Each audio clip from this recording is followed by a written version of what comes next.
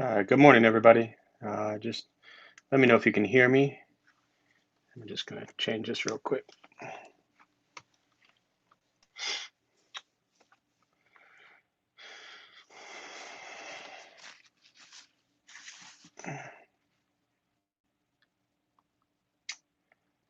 All right. If someone could just let me know if you can hear me all right, I'd appreciate it.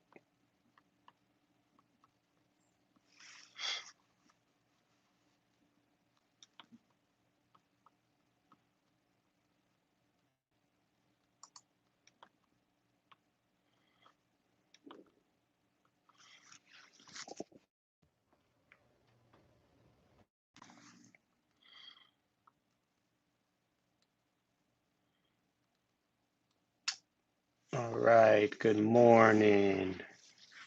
Glad you can hear me.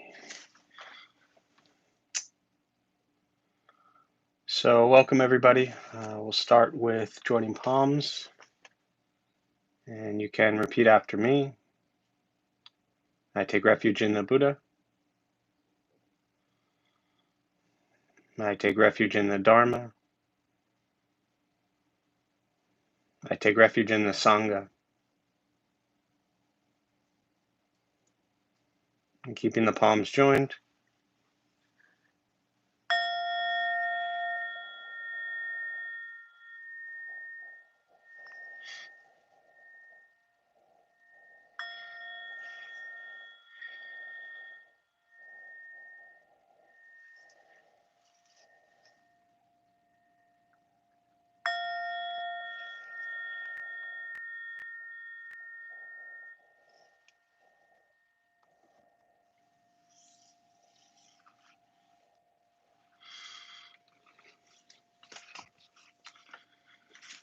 All right, so good morning, everybody.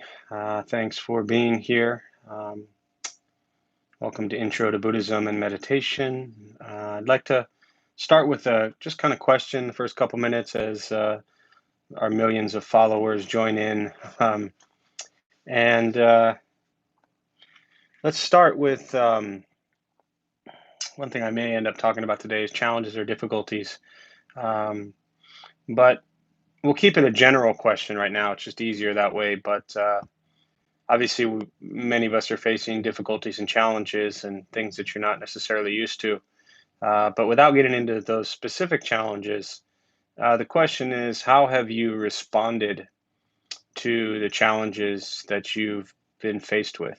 And you can answer that, relatively simply with, I've responded well, I've responded poorly, it's been mixed. Really anything you want to share just on how you've responded to the challenges and difficulties and changes that you've had to make in your life over the last, really going on 6 months. Um, so we'll start with that as a question. Again, if you just joined us, how have you done with challenges and difficulties that you have faced in your life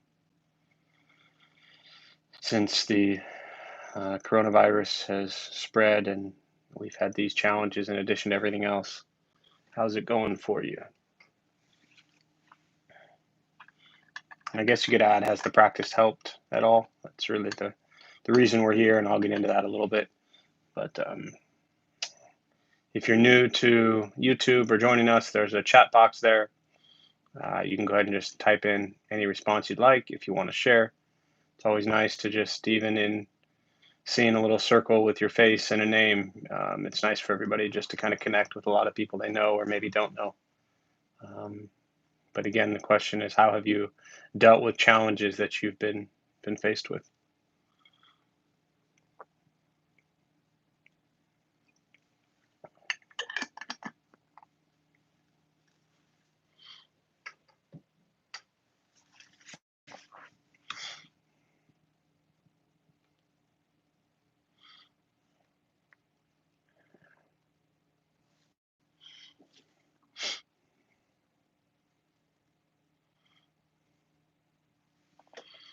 All right, so let's see. Responses have been mixed.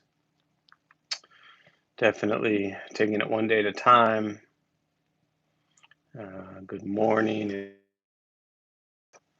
Um, I'm sure that's a result of practice, definitely. Non-attachment. I don't know, Marley, if you ever heard me tell my key story. If not, remind me, maybe I'll tell it later with my car back in the day. Pretty okay for the most part. Yes, the practice helps. More dwelling on negative.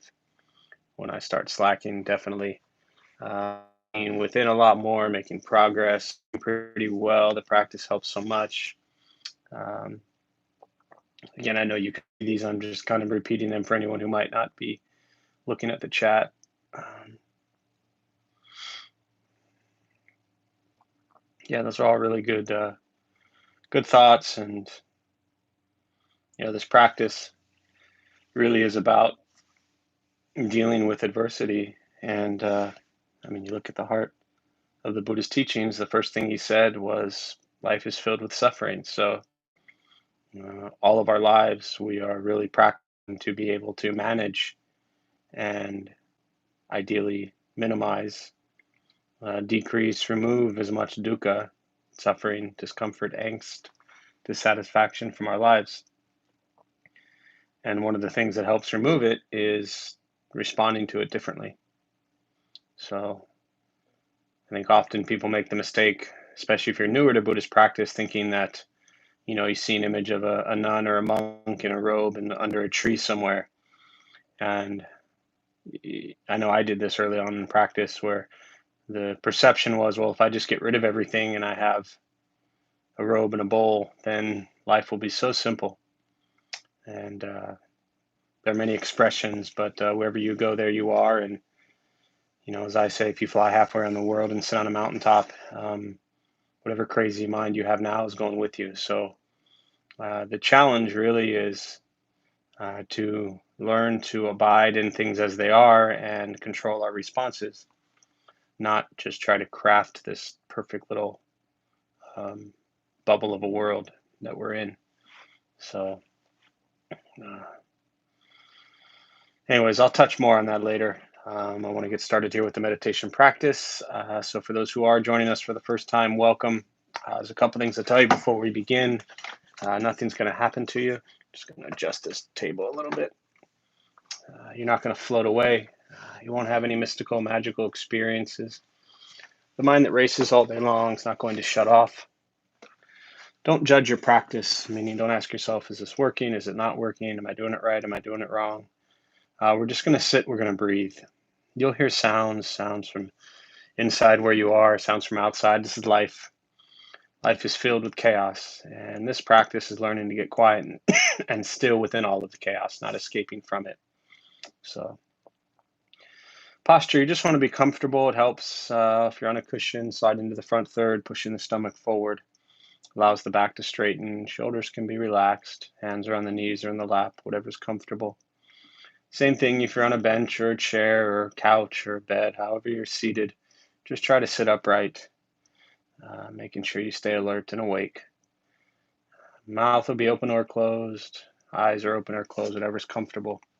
I will guide us as we begin, and we will settle into a little bit of silence. Most important, don't expect anything from this practice. We're just going to sit and breathe.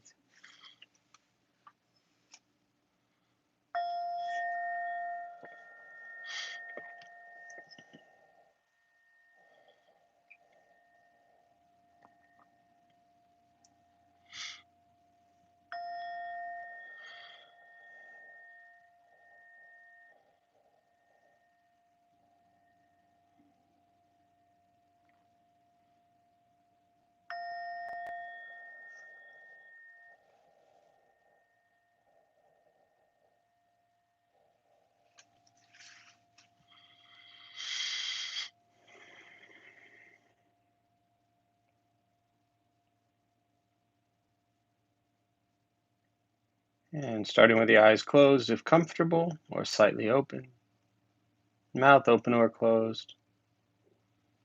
We'll start with taking 3 deep breaths slowly.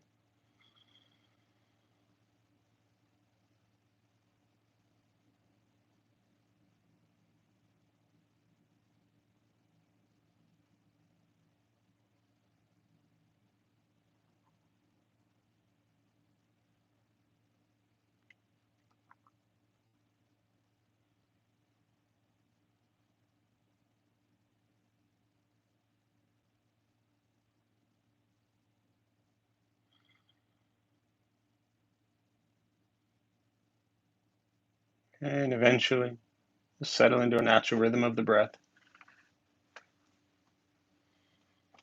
Knowing throughout the practice you'll hear sounds. These are not distractions, not disruptions. Simply what's happening around us as we sit.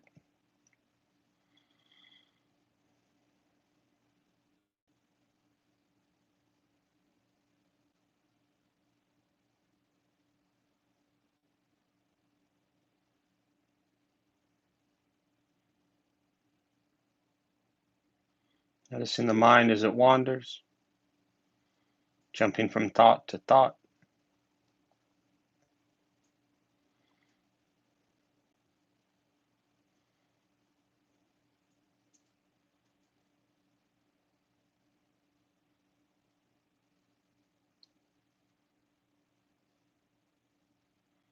Start with gently guiding the attention, focus, to your stomach or chest. Breathing in, feel them rise. Breathing out, they fall.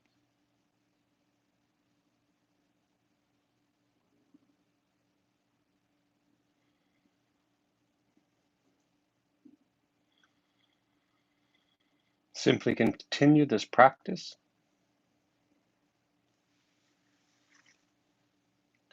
observing sensation of breath, expecting nothing but to sit and breathe.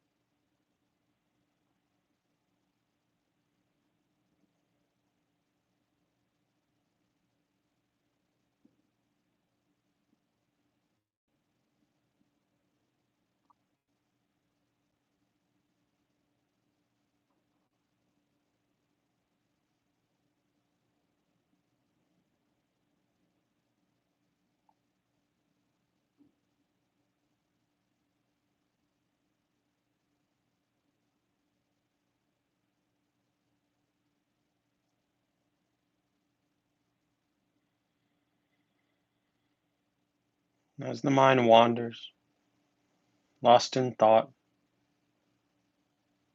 recognize it, release that thought, return attention, focus to the breath.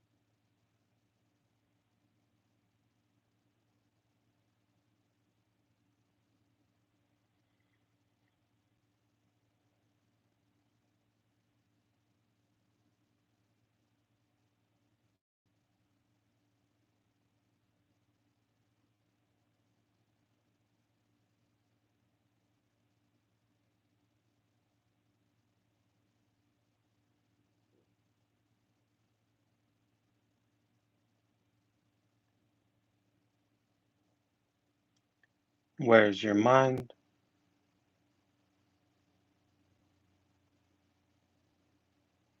Return to breath.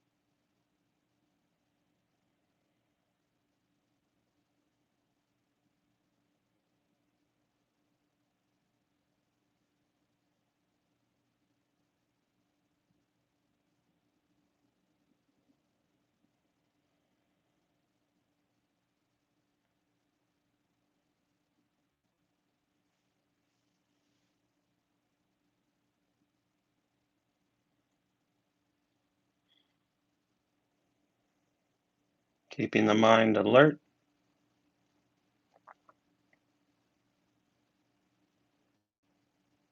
and aware of each sound.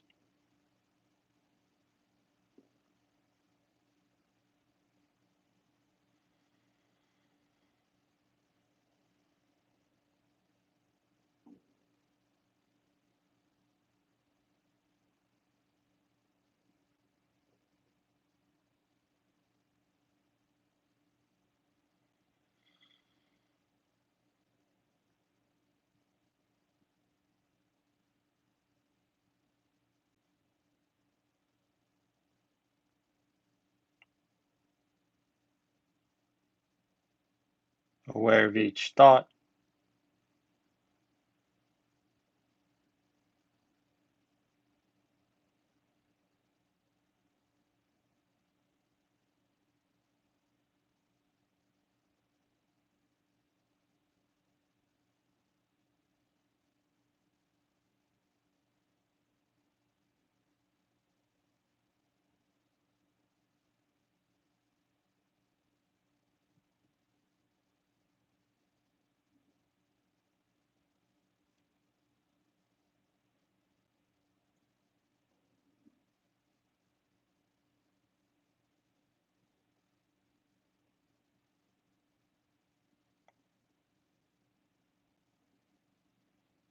Aware of each physical sensation.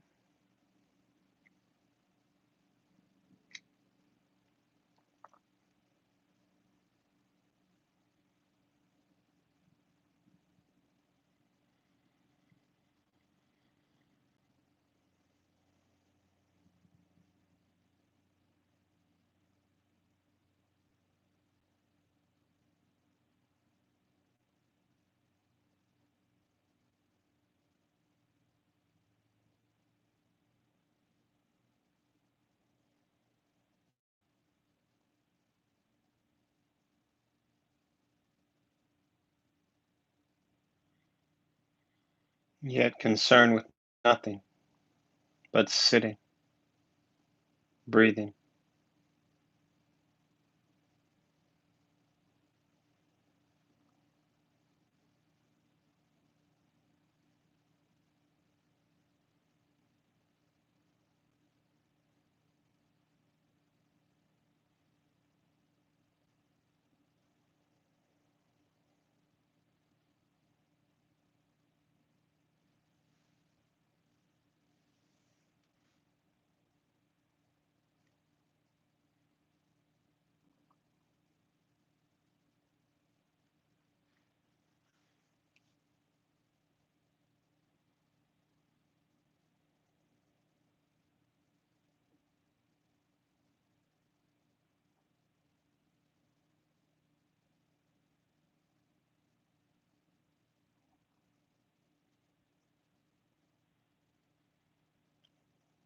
Learning to be comfortable in stillness in quiet, wanting nothing but to sit and breathe.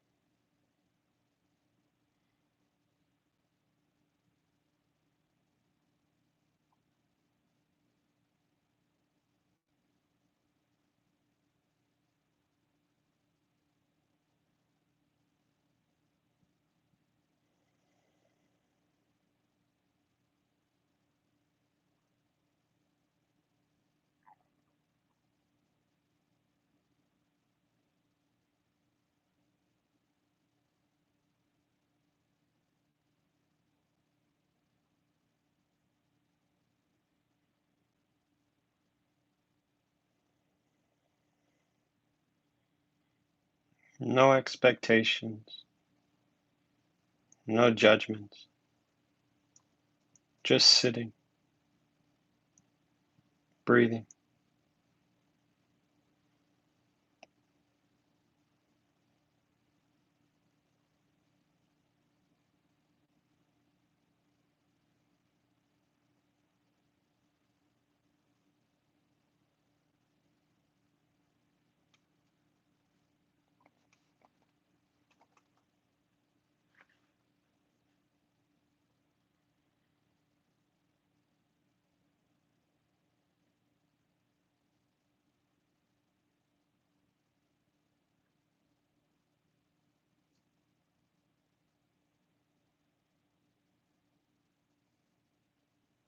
And with the body still, rest,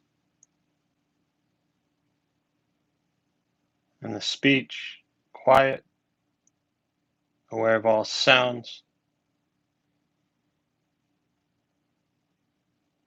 and the mind learning to settle.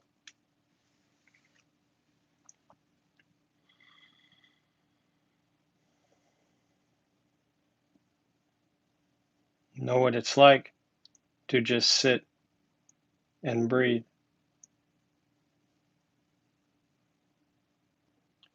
knowing with each breath there's nothing else to do,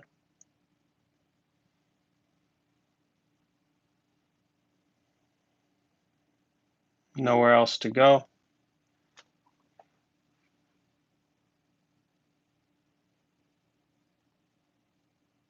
no one else to be.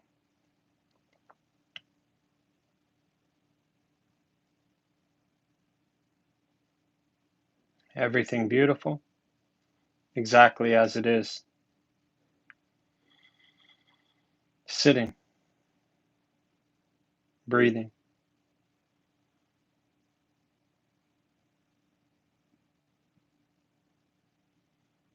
And once again, taking 3 deep breaths slowly.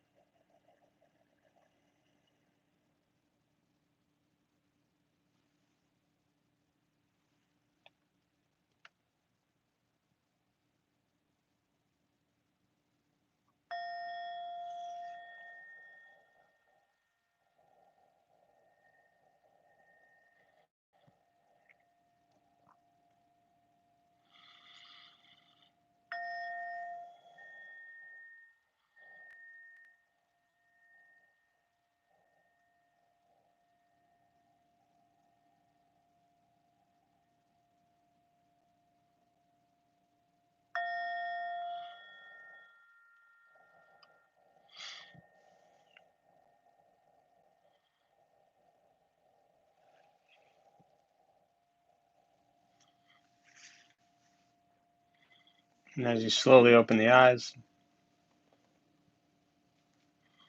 slowly begin to move. And most important, with the practice of meditation, is to recognize how you feel now, immediately after. Compare this to how you typically feel throughout your day. Recognize the difference, if there is one, and ask yourselves how you'd prefer to feel every day for the rest of your life. And realize however you feel now, if it's quiet, calm, and still, or a busy mind, racing mind, whatever you're sitting with at this moment, has nothing to do with anything I said. It's nothing to do with how we sit and hold the hands or cross the legs. It's nothing to do with the sounds around us or anything else for that matter. It's everything to do with your own mind and your own mind's reaction to an external condition. This is what the Buddha called pratitya samuppada, means dependent origination. This is the basis of the Buddha's awakening. The word Buddha simply means awakened.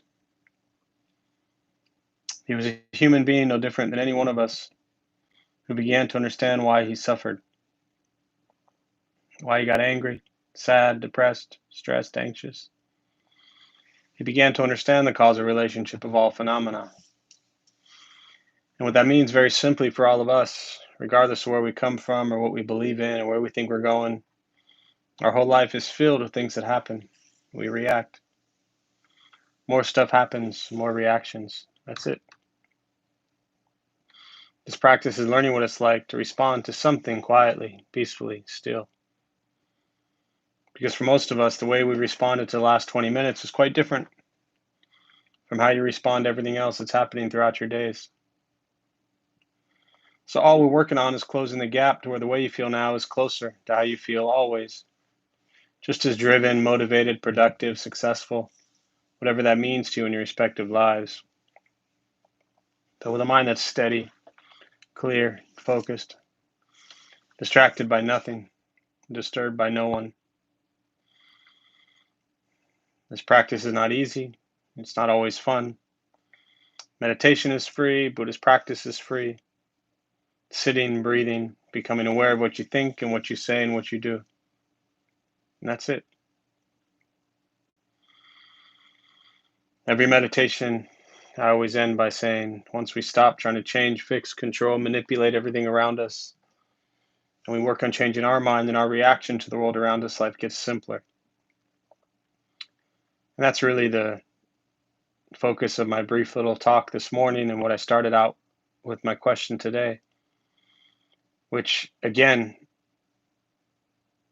often we think, I thought, I know when I started this practice long ago, and others think that if we just get rid of all of our stuff and we move to this simple little place and we eliminate all these things from our lives and we get rid of all of our clothes and our money and our things and people and sit in a little cave, that all of a sudden everything's going to be easy. It's not. Your whole life is filled with challenges. This practice is not about what you get rid of or remove. It's about how you respond to what you have. And most of us have, over the last 6 months, year, and even before this pandemic and before the Dharma Bum Temple closed, we always have challenges and difficulties in our lives. Maybe we just have different ones now than we did before, and ones that we've never had to deal with before. And so we find ourselves often in maybe living situations or work situations, relationship situations, family situations that maybe are more complicated than we are used to. And I find that we can often make excuses as to why everything is a mess. Well, I can't do this, or this person is here, I don't have that, and we spend so much time trying to, again, craft this kind of perfect little bubble, utopian world in our head. I've never learned through Buddhist practice that that's what this is about. I've learned that you face everything as it is, and whatever difficult situation you have, however chaotic or hectic your life is, you face it with calm, kind, clear intentions, pure thought, pure speech, pure mind. That's the practice. We created the situations we have in our lives right now. So let's face them with a proper practice of loving kindness and compassion.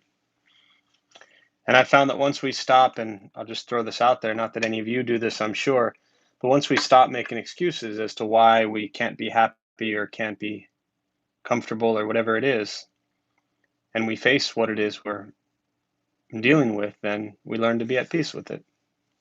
And we adjust within each hectic situation we have. So, to me, what I'm talking about, a lot of it is the practice of equanimity, as Buddha taught. A lot of it is the practice of patience. A lot of it is the practice of diligence. I think all of these things, the Buddhist teachings on equanimity, patience, diligence, all play into what I'm talking about. Nowhere in the Buddhist teachings did I read anything so much where the Buddha said, go out and carve this ideal, perfect life for yourself so you can be okay. He taught be okay with life as it is and continue to be kind. So with that, I'll stop. And again, if you're joining us for the first time, welcome. I always prefer to use the rest of the time today just to respond to questions, thoughts, anything you have to share on meditation or Buddhist practice that I can respond to, and we'll go from there. So you can type your questions in, and I will respond.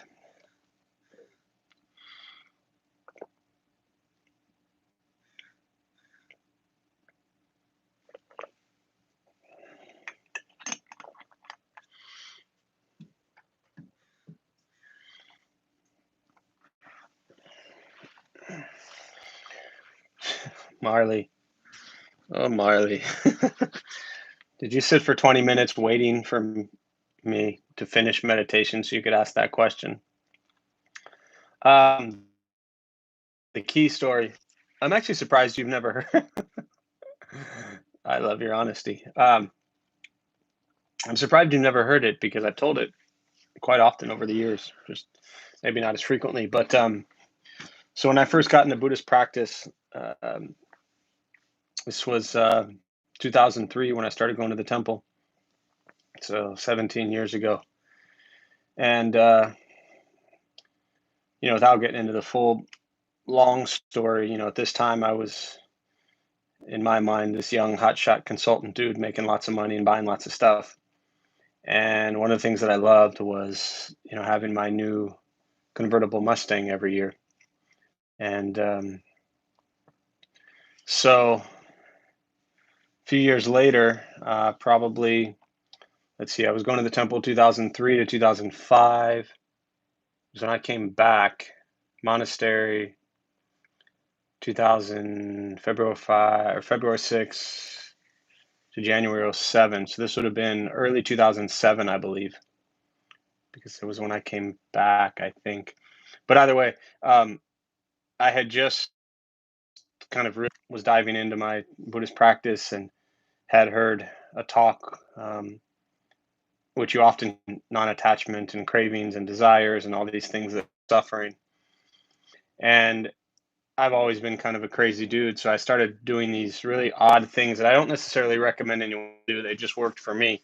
Um, and so as I was learning about non-attachment and all those things, I really still uh, wanted my convertible, my Mustang, but I was trying to view it and see it in a different way, meaning it still fed my ego because I thought it was cool to drive a cool car and a cool convertible and cruise around. Um, it was also practical because it moved me from point A to point B. So I was trying to find ways to justify or be with my car, but at the same time practice non-attachment to what I saw as its perfection, as I would spend so much money on car washes and details and all these types of things. So I had just got the new car, and think about when you have a new car and you get that first little scratch or dent if you've ever had a new car. And, you're furious, possibly. I know I was. And, oh, it's my brand new car and it's so clean, or you just washed it and you get something dirty on it. And that first mark, that first scratch, that first dent would just make me so miserable. Then you have the car for a year or two and it's got lots of little dents and dings and scratches and things like that. And so you get another one, doesn't really matter. So what I did was, and again, I'm not suggesting you do this, but I had my new car, and to avoid me being angry when somebody else scratched my car for the first time, I just scratched it myself. And I took my key and I right on the underneath the door handle so I could see it every time I opened the car, or I got in the car, and I took my key and I just scratched it right below the handle of the door. So that way, the first scratch that went on my car was done by myself. And then any other little scratch or dent or ding or whatever that went on it, I wasn't upset because nobody else made the first scratch. I did. And again, I'm not suggesting you do this, but it helped me deal with non-attachment and helped me deal with anger that I would have had if, God forbid, somebody put a tiny little scratch in my car. And often, things like that happen, and we get so upset and so furious. You have a little fender bender, a little shopping cart rolls into your car, and you get a little dent in this metal, which I don't know, 9 out of 10 times, all these little things that happen to our car do not impact the car at all. They don't change the way it drives. They don't change the way it does, what it does. And the funniest thing about cars is, if you've ever gone shopping for a new car, um, often we pick the one that looks nice. Obviously, we want it to work well too, but we're so focused on how it looks. And then we get in it and we realize that we don't even see the outside anymore. It's just what other people see. So for me, cars has, from early on in practice, was always a good way to recognize my attachments. Um, so that's the key story. Uh,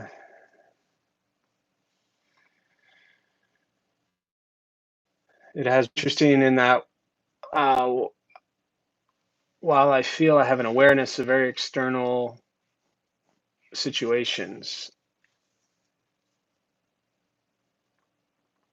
um, not sure if there's more to that, if that's just a statement. But yes, Dave, having an awareness is always important. Just to kind of be present in what's going on around us. And, to me, Buddhist practice is waking up. It's not closing out. It's not shutting off the world around us. It's waking up to it and becoming very engaged in it as we go through our days. So, good morning, Mary. Nice to see you as well, even if it's a tiny little circle on my screen. Baby goats and baby pig posts. Yeah, I like baby goats. I like baby pigs, puppies, kittens, all those things I just think are adorable. And, there's so much crap to look at on these little screens we hold up or look at all day long. So I think if you can see pleasant little things, I think it's beautiful. So be okay. Why does the mind resort to blame so easily? I don't know. I think you'd have to ask yourself that, Samir. We spent years just blaming others. So when something happens, we just are conditioned to look for someone else to blame. Everything is someone else's fault.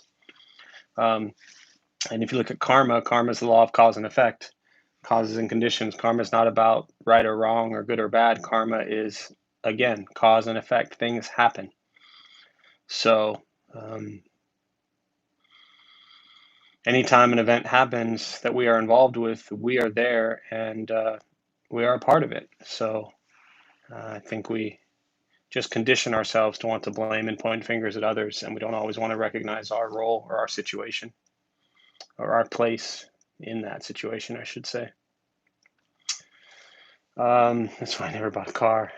Yeah, you could just buy a car and scratch it. Because Can you talk about equanimity and accepting things as they are versus when it's wise to change a situation leading to dukkha?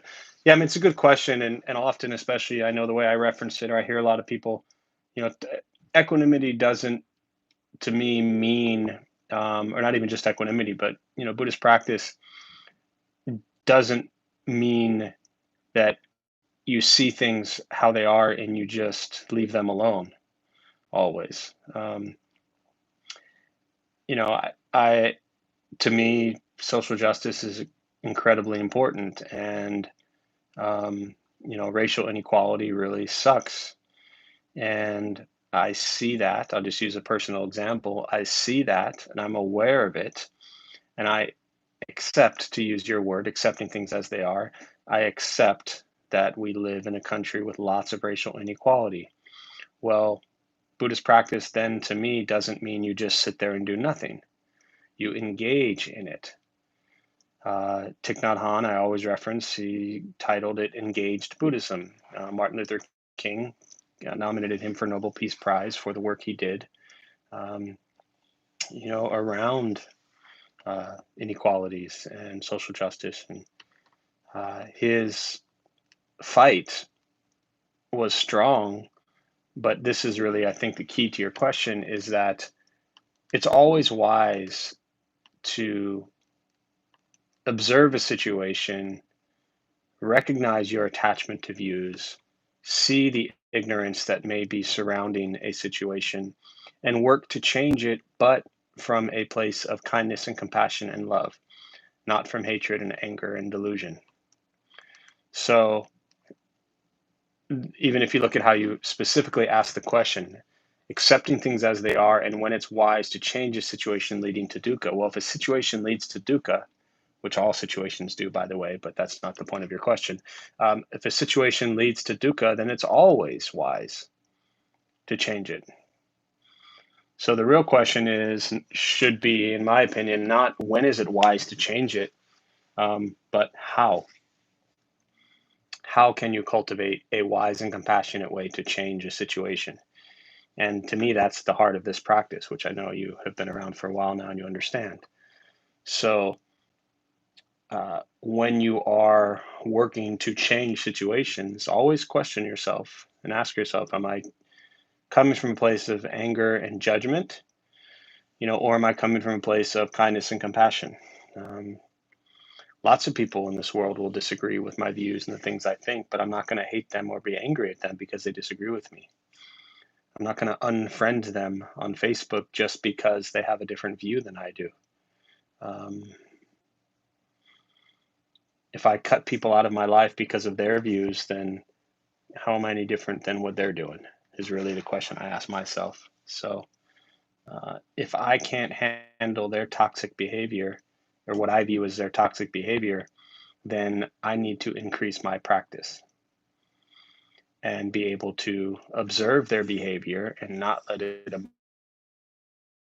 emotionally destroy with kindness. And that's it. Simple, right? Good luck with that one. What am I driving now? I drive a 2019 Ferrari.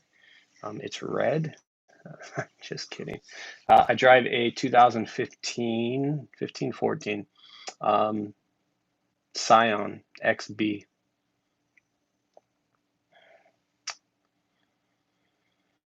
Let's see. Yes, I remember you. Oh, yeah. Yeah. So I figured you'd heard the key story, Marley. Um, in some cases, I attach too much, and in other situations, I react more calmly. That's, again, part of the practice is to recognize when are we attaching and when are we, attachment to views and things of that nature, and when are we responding, kind and calmly to situations, uh, and to also be able to see what the triggers are that send us off into a state of calmness or a state of attachment, and recognize that those triggers are always based in your own ego and your own perception and your own judgment, not somebody else's fault. So the Dharma Mobile, yes, sir. Other questions, thoughts?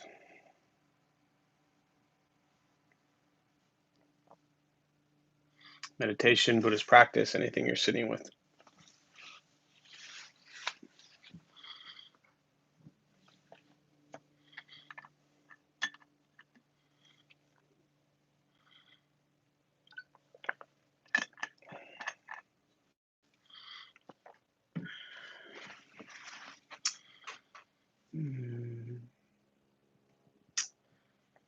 What is dukkha? So dukkha, and hello, Joan. Um, Dukkha is the, I'll try to work this into a teaching. The first thing the Buddha taught is called the Four Noble Truths. And so he was a prince and raised sheltered, and at 29 years old, he left home. 6 years later, after roaming the base of the Himalayan mountains, he sat down and said, I'm not moving from this seat until I understand the cause of my suffering. So 21 days he sat there. He eventually awakened. His first 5 buddies who he traveled with saw him, and they said, there's Siddhartha, let's go sit with him. He looks like he's figured something out. He taught to them, and they said, we will call you the Buddha, the awakened one. And the first thing he taught is, again, the Four Noble Truths. And he said, life is dukkha. So dukkha, the word dukkha often in English translates to the word suffering. That's how you see it most in Buddhism. Life is suffering. And I've always not liked that translation of the word. And I've listened to lots of other teachers talk about how they dislike the translation of the word dukkha to suffering, because suffering sounds so extreme, at least in the English language. I am suffering. And there is extreme suffering. There is, death and loss and emotional trauma and pain and physical pain. And there's lots of suffering. But there's also things like getting mayonnaise on a sandwich when you don't like mayonnaise. So if you hate mayo and you go to a deli and you order a sandwich and you say, hold the mayo, and you get a sandwich mayo, that's dukkha. It's not going to kill you unless you're allergic to mayonnaise. It's not the end of the world, but it is a form of dukkha, a form of suffering. Other words I like better than suffering are discomfort or dissatisfaction, angst, things that just don't feel right. And we experience so many forms of dukkha all day long. It's funny. I was thinking about this the other day with the years ago, the invention of these cable boxes that now you can, pause live TV and you can fast forward through the commercials. And again, I'm not a fan of commercials either, but this idea that we're watching your show and there's a commercial that comes on, that's dukkha because you don't like it. If you still listen to the radio, right? You're listening to the radio and all of a sudden the radio comes on and it's a song you like, and then you don't like the next song, so you change it. Temperature's too hot, you put on the air. The temperature's too cold, you turn it off, you put on the heat. Right? We're constantly going back and forth to likes and dislikes. So we spend so much of our day, a majority of it, if you stop and think about it, it's kind of pathetic. But so much of your day is spent in dukkha, meaning you're just uncomfortable, physically, mentally, emotionally uncomfortable with things as they are. And that's the number one, and the first thing the Buddha said is life is filled with this. So for me, part of Buddhist practice is embracing the fact that I will struggle and suffer a lot throughout every single day. But there's also joy and happiness and comfort in these things. And that's what the practice is to abide in a place of calm and peace. So life is suffering is the first one. Second one is the cause. And the Buddha said we suffer because of greed, anger, and ignorance. So we practice generosity, compassion, and wisdom to overcome them. The third one is the ending of suffering, which is nirvana or liberation, freedom from suffering, having a good day. And the fourth is the path, and that's the Eightfold Path of correct views and thoughts and speech and action, livelihood, effort, mindfulness, concentration. All of that's on Google for free. So hopefully that's helpful with dukkha. It doesn't mean all of life sucks. It's not meant to be this miserable practice. But I think if we ask ourselves honestly, are we okay with things as they are, then a lot of the times we're going to answer, no, we're not. And the question is, why not? And that's to me where the practice begins. If everything was peaceful and calm in your life right now and you were perfectly happy, um, none of us would be sitting here right now on this call. So it's kind of how it works. Good morning, Cynthia. Sometimes isn't it kind to myself to not be around someone? Yeah, definitely. Someone who's toxic. I think that, and I know you've heard me say this a lot, but there's a balance. So when I was talking earlier about learning to be with things as they are and see things as they are, I was talking about it from that place, which is if we're always trying to change every person, place, and thing around us, then we're going to be running our entire lives. The flip side to that is if you spend so much time around someone or something that is toxic, then Buddhist practice doesn't mean you just stick with it forever, just because it's there. The challenge is to recognize what's there. Is it healthy for me to be around it or the person or whatever we're referring to? And, this question comes up constantly with regards to relationships. And if you find yourself in relationships with unhealthy, toxic people, there's no Buddhist teaching that says you must stay in a miserable, unhealthy, toxic dynamic. Recognize it, observe it, and ask yourselves, have I done and am I doing everything I can to make this a healthy dynamic? And if you are, still find it toxic and unhealthy, then often we need to remove ourselves from that situation.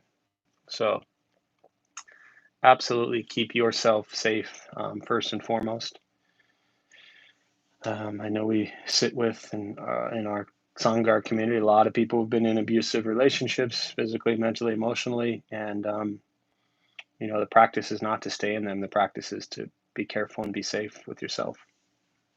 So definitely, thanks for pointing that out, Cynthia.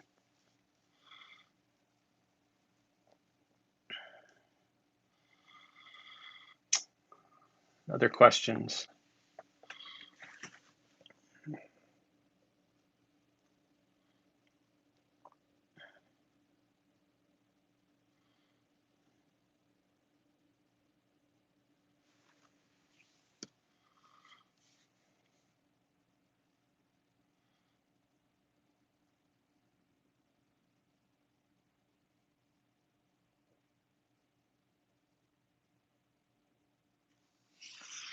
Got time for one more if anybody wants. Question.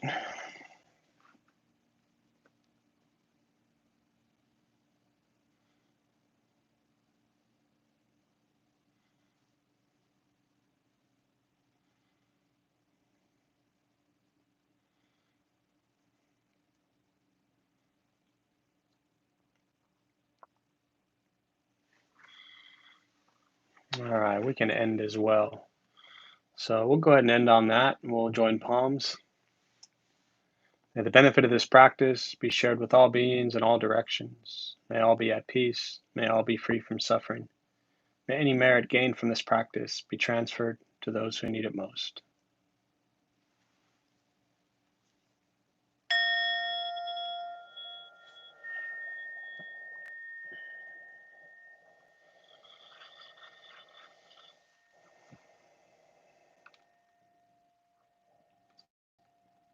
So just a quick announcement before y'all head off. Thank you for being here. My name is Jeff. I'm a Dharma bum. We opened up the temple forces every night. Everything is online now. As I mentioned earlier, we've been closed since March 12th. So you can go to our website. You'll see the full schedule, Tuesday, Wednesday, Thursday nights. Myself, Travis, and Alex lead on YouTube here, and I do Saturday also. Then everything else during the week is on Zoom. Monday through Friday, 8 and 8:30, we do a morning sit. It's a nice way to start, just kind of 30 minutes of silence or an hour of silence in your mornings. All of our recovery classes each night are going on, our weekend meditations, our college group, our teen group, always something happening. So just go to the website, check the schedule.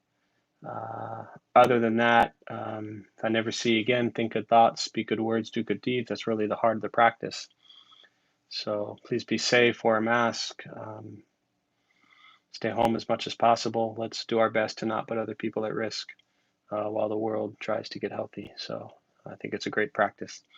So thanks for being here, and I'll see you all soon.